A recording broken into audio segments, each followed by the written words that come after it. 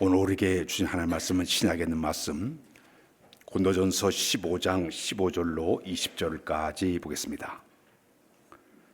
고린도전서 15장 15절로 20절. 또 우리가 하나님의 거짓 증인으로 발견되리니 우리가 하나님이 그리스도를 다시 살리셨다고 증언하였음이니라. 만일 죽은 자가 다시 살아난 일이 없으면 하나님이 그리스도를 다시 살리지 아니하였으리라. 만일 죽은 자가 다시 살아난 일이 없으면 그리스도 다시 살아난 일이 없었을 터이요, 그리스도께서 다시 살아난 일이 없으면 너희의 믿음도 헛되고 너희가 여전히 죄 가운데 있을 것이요, 또한 그리스도 안에서 잠자는 자도 망하였으리니 만일 그리스도 안에서 우리가 바라는 것이 다만 이 세상뿐이면 모든 사람 가운데 우리가 더욱 불쌍한 자리이라. 그러나 이제 그리스도의 죽은 자 가운데서 다시 살아나사 잠자는 자들의 첫 열매가 되셨도다. 아멘. 할렐루야. 할렐루야. 우리 기독교의 신앙의 기초는 부활신앙입니다. 따라서 예수님은 다시 살아나셨다. 이 신앙이 우리 기독교 신앙의 기초입니다. 그래서 우리 그리스도인들은 이 부활의 신앙을 남들에게 고백을 하고 또 증거하면서 우리가 사는 것이 우리 기독교의 모습이라고 볼 수가 있습니다. 사도 바울은 이 부활의 신앙을 단순히 교리로 믿는 것이 아니라 그의 삶 전체가 모든 것이 다 신앙을 지탱하는 힘이 바로 이 부활의 신앙에 있었습니다. 왜냐하면 그는 부활의 주님을 직접 만난 사람이었기 때문에 어느 곳에 가든지 부활을 증거하고 죽음도 무서워하지 않고 당당하게 부활의 주님을 증거했던 사람이 사도 바울이었습니다. 성경에 보게 되면 성경 전체 가운데 부활장을 꼽으라 그러면 바로 오늘 본 고린도서 15장이 부활장입니다. 이 부활장을 보게 되면 사도 바울의 복음의 핵심이 바로 뭐냐면 고린도서 15장 3절로 4절 한번 읽고 넘어가겠습니다. 시작. 내가 받은 것을 먼저 너에게 전하노니 이는 성경대로 그리스도께서 우리 죄를 위하여 죽으시고 장사가 되었다가 성경대로 사흘 만에 다시 살아나사. 사도 바울의 이 복음의 핵심은 어디 있는가 하면 예수님께서 돌아가시 사흘 만에 부활했다. 이것이 바로 그의 신앙 복음의 핵심이었습니다. 그 다음에 그는 고린도전서 15장 14절에 보게 되면 그런 말씀 시작. 그것서 만일 다시 살아나지 못하였으면 우리가 전파하는 것도 헛것이요 또 너의 믿음도 헛것이며. 그러니까 사도 바울은 자기가 복음을 전하는 것은 내가 만일에 예수님이 부활하지 않으면 내가 복음을 전하는 건 다 헛것이다. 그러면 내 이 복음의 모든 핵심은 바로 부활이다. 이걸 사도 바울이 강조를 했고요. 두 번째는 예수님을 그는 부활의 첫 열매가 됐다고 그는 고백을 하고 있습니다. 오늘 본문 15장 20절 한번 읽고 넘어가겠습니다. 시작. 그러나 이제 그리스도께서 죽은 자 가운데서 다시 살아나사 잠자는 자들의 첫 열매가 되셨도다. 구약시대 농사를 지면요 첫 열매를 하나님께 드리게 됩니다. 모든 수확이 하나님께로 온다는 그 마음을 가지고 첫 열매를 하나님께 드렸어요. 그런데 우리 예수님께서 이 부활의 첫 열매가 돼서 모든 성도들에게 너희들도 나와 같이 죽는다 하더라도 다시 살 수 있어, 이 기대와 믿음을 준 것이 바로 부활의 사건인 줄로 믿습니다. 그래서 예수님은 부활의 첫 열매가 됐다고 그는 강조를 하고 있습니다. 마지막 세 번째는 그는 사망을 향해서 선포를 하게, 승리를 선포하게 되는데 고린도서 15장 55절 한번 읽고 넘어 시작. 사망아 너의 승리가 어디 있느냐, 사망아 너희가 쏘는 곳이 어디 있느냐. 부활이 있기 때문에 죽을 끝이 아니라 영원한 생명으로 들어가는 관문이 바로 죽음이라고 그는 선포하면서 사망 모든 곳에도 이 부활을 통해서 이겨냈다고 당당하게 선포한 사람이 바로 사도 바울입니다. 그래서 우리가 이 세상을 우리가 신앙생활을 하면서 우리 모든 사람들은 어떤 신앙생활을 우리가 해야 될까요? 오늘 이 부활절 이 아침에 우리가 가장 중요한 신앙 중에 첫 번째는 뭐냐? 우리 승리의 신앙을 가져야 될 줄로 믿습니다. 따라서 그 승리의 신앙. 마귀는 우리 예수님을 죽이기 위해서 치밀한 계획을 짰습니다.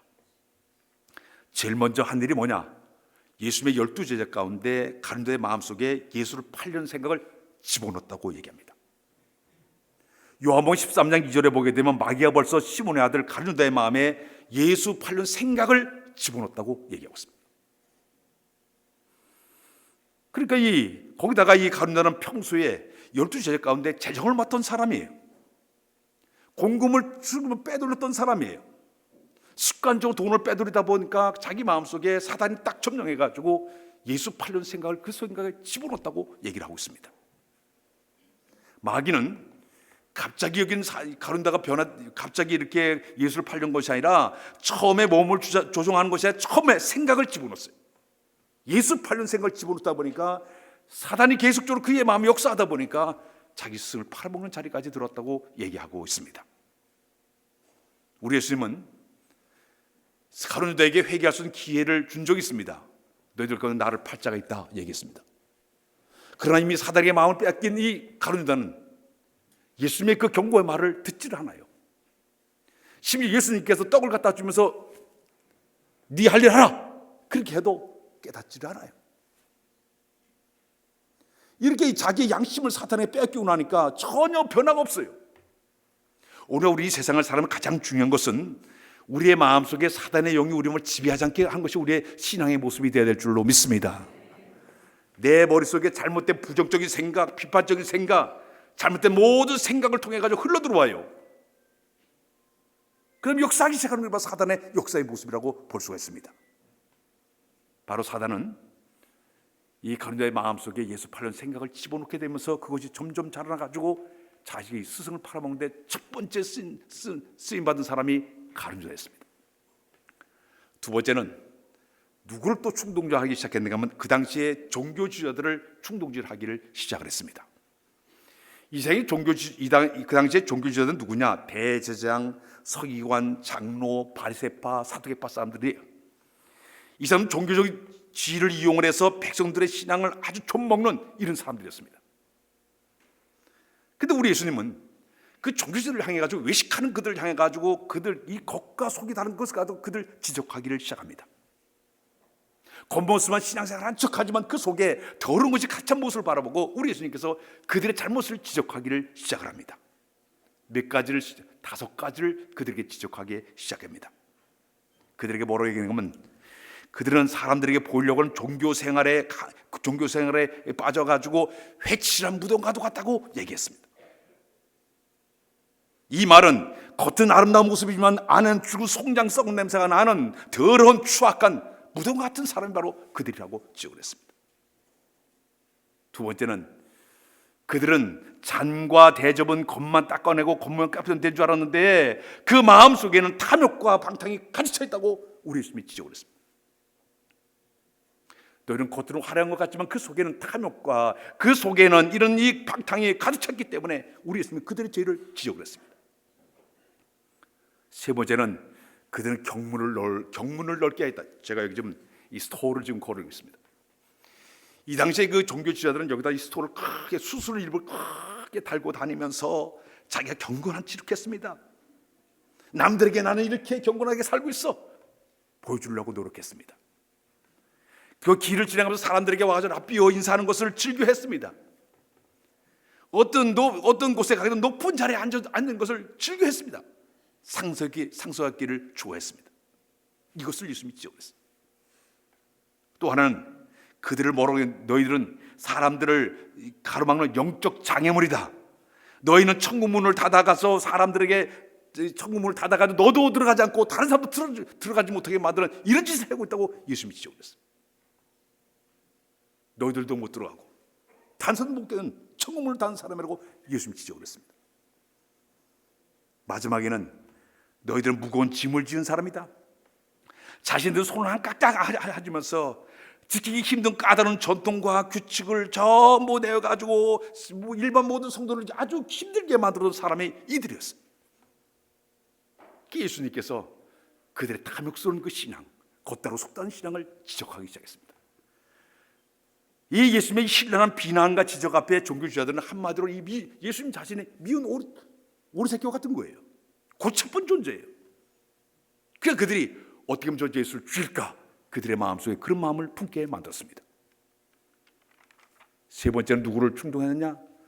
당시의 정치인 가운데 로마 총독 빌라도의 마음을 움직이기 시작합니다.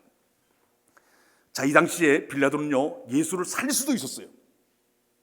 자기가 이제 예수님 재판하러 갈 때 자기 부인인데 그 사람이 어젯밤에 나를 꿈에 굉장히 뒤숭숭하게 힘들게 했으니까 그 사람 살려주라고 얘기했는데도 불구하고 그는 가가지고 이제 재판하면서 혹시나 내가 이게 살려주게 되면 이 유대인들에게 내가 이렇게 내 이치, 이 명예가 떨어지면 어떡하냐, 이것 때문에 그는 대에다 물을 떠다놓고 손을 씻으면 나는 책임없어, 네가 마음대로 해라, 내놓게 됩니다. 여러분, 예수님의 십자가의 죽음을 보게 되면 세 종류의 사람, 가룟유다 같은 사람, 종교 지도자, 그리고 여기 있는 정치인, 이들이 다 그들의 마음에 서로 처음에는 다 이렇게 떨어졌던 사람이 그들의 마음에 하나로 꽉 묻혔어요. 회유하고 내통하고 합세를 하더니 마침내 우리 예수님 십자가에 못 박아 죽인 거예요. 이 사단은요, 이렇게 시작할 때 처음에 미미하게 시작합니다. 우리의 생각을 통해 가지고 역사하면서 가룟유다의 마음속에 그런 마음 품게 만들고 거기 협조하는 사람들을 만들어버리고 한패를 만들어 가지고 끝내 예수님을 십자가에 못 박아 죽인 것이 바로 이 당시에 있었던 사건이에요. 마침내 우리 예수님께서는요, 저 골고다 언덕에 올라가서 마침내 이제 십자가에 달려서 죽음을 당하게 되죠. 그때 그 모든 사람들은요, 종교 지도자나 가룟유다나 그 모든 사람들은 자기들이 이겼다 큰 소리 빵빵 쳤습니다. 의기양양했습니다. 우리가 이겼다, 우리가 승리했다, 자신만만했습니다. 그러나 우리 예수님께서요, 돌아가신 삶 안에 부활하시게 됩니다.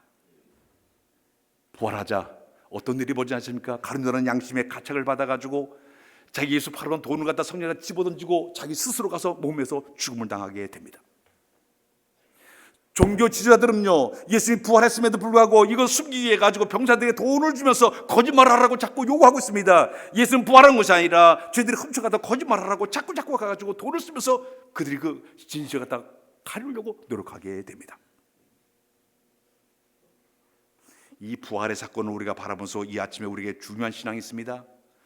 우리 예수님은 거짓과 불의와 불법이 아무리 치밀한 계획을 하고 전술과 이제 돌아가게 만들었지만은 부활을 통해 승리하신 것이 우리 주님이신 줄로 믿습니다. 우리도 이때는 살면서 지금 우리 앞에 여러 가지 일들이 많이 벌어지고 있을 거예요. 수많은 일이 많이 일어나고 있습니다. 그러나 최후의 승리는 우리 주님이 승리했듯이 하나님의 올바른 쓴 사람은 승리하게 될 줄로 믿습니다. 이 부활 아침에 우리들 모두가 다 이 승리의 신앙을 간직한 여러분들 다 되시기를 바랍니다. 두 번째, 부활 신앙은 따스하게 산 소망을 주셨다. 우리 예수님께서 부활하신 다음에 이 세상에 40일 동안을 계셨습니다. 40일 동안 계시면서 11번이나 나타나서 자기의 부활한 모습을 직접 다 보여주게 됩니다. 막달라 마리아에게 보여줬고, 베드로에게 부활한 모습을 보여줬고, 엠마오길 두 제자에게 나타나서 부활한 모습을 보여줬고, 다락교에 모인 제자들, 또 도마에게 와가지고 내 손가락을 내 손에 옆구리에 넣어봐라, 또 7명의 제자들에게 아침에 오셔가지고 아침 식사를 준비해 두시고 나눠 먹기도 하면서 부활한 모습을 11번이나 나타나서 보여주게 되었습니다. 자, 그런데 우리 예수님께서 왜 부활하신 다음에 바로 승천하지 않고 왜 이렇게 40일 동안 이 세상에 계셨을까요? 사도행전 1장 3절 한번 읽고 넘어갑니다. 사도 시작. 그가 고난받으신 후에 또한 그들에게 확실한 많은 증거로 친히 살아계심을 나타내사 40일 동안 그들에게 보시며 하나님의 나라 일을 말씀하시니라. 우리 예수님이 부활하신 후에 40도 이상에 계신 이유가 4가지 이유가 있었습니다. 첫 번째는 확실한 증거를 보여주기 위해서 40일 동안 머무르신 거예요. 그 당시에 예수님 십자가 돌아가자 이 모든 제자들은 충격에 빠졌습니다. 공포 속에 떨었습니다. 그때 우리 예수님께서 이 공포에 떨군 이들을 이제 직접 찾아가서 그들에게 부활한 모습을 보여줘야만이 그 대신에 온전하게 설 수 있기 때문에 우리는 직접 부활해서 그들을 찾아가서 의심하는 도마에게 내 손을 내 옆구리에 집어넣어라, 그러면서 부활한 사실을 증거합니다.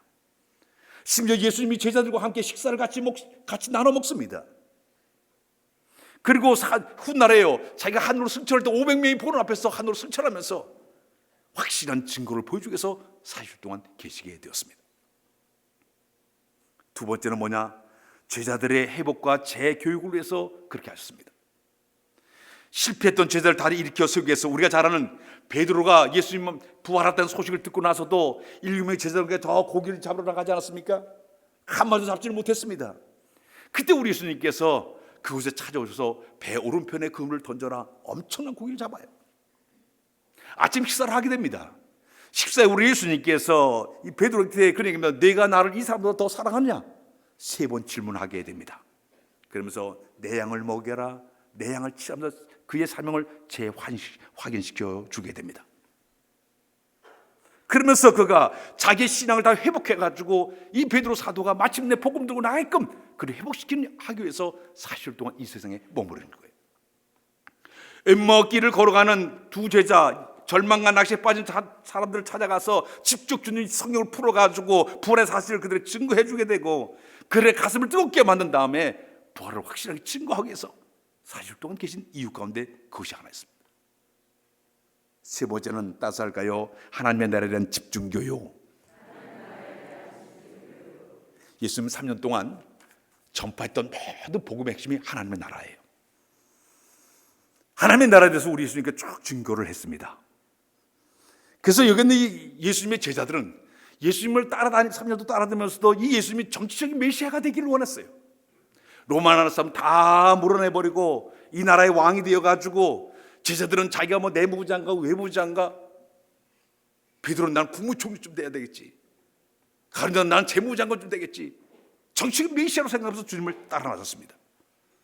그러고 예수님께서요 부활하신 다음에 그 제자들이 한 얘기가 너희가 한 일은 영적인 확장을 위해서 써야지 이 정치적 메시아가 아니야. 나는 너희가 한 일은 너희가 하나님의 나라를 확장시킨 것이 너희가 사명인 것을 그에 가르치기 위해서 40일 동안 머무르게 됩니다. 마지막 하나는 뭐냐? 성령 강림을 그들에게 약속해 주게 됩니다. 내가 떠난다 하더라도 내 대신 오실 보혜사 성령님이 계시니 그를 기다리라. 그분이 너희 강력하게 임하시면 너희가 가서 복음을 들고 나가서 세상 끝날까지 가서 복음을 전파하라. 이 일을 부탁하기 위해서 40일 동안 이 세상에 계시면서 여러 번 나타나서 그들에게 부활한 모습을 보여주었습니다. 오늘 여러분, 우리 기독교는 부활의 주님을 바라볼 때마다 우리는 소망의 믿음을 간직한 여러분들이 되어야 될 줄로 믿습니다. 소망의 주님을 바라보고 우리의 신에 흔들리지 않는 이런 믿음이 우리에게 필요한 줄로 믿습니다. 마지막에 따라서 할까요? 우리는 부활의 증인이 되어야 된다. 예수님이 40일 동안 계시면서 부활한 모습을 쭉 보여주게 되다 보니까 직접 부활하신 예수님을 체험했던 제자들은요 그 후에 완전히 변화되기 시작합니다. 부활 목격 전에는 그들이 무서워서 덜덜 떨고 부러우면 비겁하게 도망했던 사람들이었는데 예수님의 그 부활한 날 직접 목격한 다음에 그들이요 완전히 변화가 됩니다. 목숨 걸고 나가서 담대하게 부활의 주님을 증거하기를 시작하게 됩니다. 예수님이 제자들을 보면 12명의 제자인데 12명의 제자 가운데 한 명은 가룟유다는 자기 스스로 자살해서 죽고 말았습니다. 근데 나머지 한 사람 더 이제 들어와가지고 12명이 구성되는데 12명 가운데 요한 외에 모든 제자들이 다 그들이 순교를 당합니다. 전승에 가게 되면 야고보 같은 경우는 헤롯 아그리파 1세에 가서 목배임을 당한 최 순교자로 쓰임받게 됩니다. 베드로 같은 경우는 로마에 가서 거꾸로 십자가에 매달려가지고 그는 주 70년에 그도 순교를 당하게 됩니다. 안드레 같은 경우는 파드라시에 가서 나무에 매달려가지고 그도 순교를 당하게 됩니다. 도마는 인도에 가서 복음을 전하다가 산채로 화형을 당해가지고 죽음을 당한 사람이 바로 도마였습니다. 빌립 같은 경우는 이제 그는 히아라 볼리오에 가가지고 열심히 복음을 전하다가 그도 십자가 형틀에 순교를 당한 사람이 우리가 아는 였습니다. 마태 같은 경우도 페르시아 쪽에 가서 이디오피아 쪽에 가서 복음을 전하다가 그도 목 잘려가지고 그도 순교를 당하고 말았습니다. 작은 야고보도 예루살렘 성전 꼭대기에서 던져가지고 땅에 떨어지자마자 사도가 매를 때려가지고 마침내 그도 순교를 당하고 말았습니다. 시몬 같은 경우도 애국과 북아르게 열심히 전도하다가 시리아에서 십자가 형틀에 그도 순교를 당하고 말았습니다. 작은 유다 같은 다데오 같은 경우는 시리아와 페르시아에게 복음을 전하다가 아르메네 지역에서 그도 순교를 당하고 말았습니다. 뒤늦게 들어온 마띠아 같은 경우도요 아르메네에서 복음을 전하다가 십자가 형틀에 그도 순교를 당하고 말았습니다. 그럼 마지막 우리가 잘 아는 요한은 에베소 복음을 전하다가 밤모서 유배당했다가 그래도 오랫동안 산 사람이 요한 외에는 모든 사람들이 다 순교를 당합니다. 돌에 맞아 죽고 목베임 당하고 화형을 당하고 심장형태를 당하고 다 죽음을 당해요. 그런데 놀라운 일은 그들은 그 죽음을 당하면서도 전혀 그들은 두려워하지 않았어요. 오히려 영광스럽게 생각했습니다. 그 이유는 부활의 주님을 만나뵌 다음에 예수 부활이 내 부활이다, 이걸 확실하게 믿었기 때문에 죽음을 무서워하지 않았습니다. 오히려 당당하게 복음을 전하게 됩니다. 훗날 초대교회의 집사였던 스데반 집사 같은 경우 보십시오. 복음을 전하다가 폭도들에게 그래야 돌에 맞아 그가 순교를 당하게 됩니다. 그의 순교 장면을 보게 되면 하늘이 열리고 하나님의 영광과 예수께 하나님 우편 서는 내가 계속 소리를 막 치게 됩니다. 보라, 하늘이 열리고 인자가 하나님 우편 서기다, 그걸 막 소리지게 되니까 폭도들이 와서 그를 막 돌로 그를 때려가지고 피 흘려 죽게 만듭니다. 그때 그는 세상을 떠나면서 주여, 주 예수여, 내 영혼을 받으시옵소서. 심지어는 이들의 죄를 저들에게 돌리지 마옵소서. 그는 부활하신 주님을 이제 그 하늘이 열리고 부활한 주님 서 계신 걸 바라보면서 복도들의 그 돌을 바라본 것이 아니라 주님을 바라보다 보니까 여기는 스데반은 전혀 투혼하지 않고 영광스럽게 천사처럼 죽음을 당한 사람이 바로 우리가 잘 아는 이 스데반 집사였습니다. 자, 그런데 스데반에서 죽는 장면을 유심히 봤던 사도 바울은 그 당시에 모든 사람들에게 내가 증인될 테니까 돌로 쳐 죽여라 했던 사람이 바로 이 사도 바울이었습니다. 훗날 어떻게 된지 아십니까? 이 스데반에서 돌로 쳐 죽였던 사도 바울도 다면서 예수 믿는 사람들 잡아 죽이러 가다가 마침내 그도 강렬한 그 성령의 조명을 받게 되고 이러보니까 부활하신 주님께 나타났어. 사울아, 사울아, 내 어째 나를 피하냐? 나는 내가 핍박한 예수라. 직접 만나주게 됩니다. 그렇게 여기는 사도 바울이 완전히 옛날 생활을 다 정리해버리고 변화받아가지고 복음을 전해요. 1차, 2차, 3차 전도여행을 떠나서 복음을 전하게 됐고 마지막에 로마까지 가서 복음을 전하다가 끝내 순교를 당하게 됩니다. 저기 로마에 가게 되면 바울의 순교토를 방문하게 되는데 트레폰타이라고 하는 곳이 있습니다. 이 트레폰타네라는 이 삼분수 교회라고 하는 교회가 지금 있는데요. 거기 가면 사도 바울은 이 목이 이 작두가 내려가지고 뚝 잘려가지고 이제 사도 바울이 순교를 당했습니다.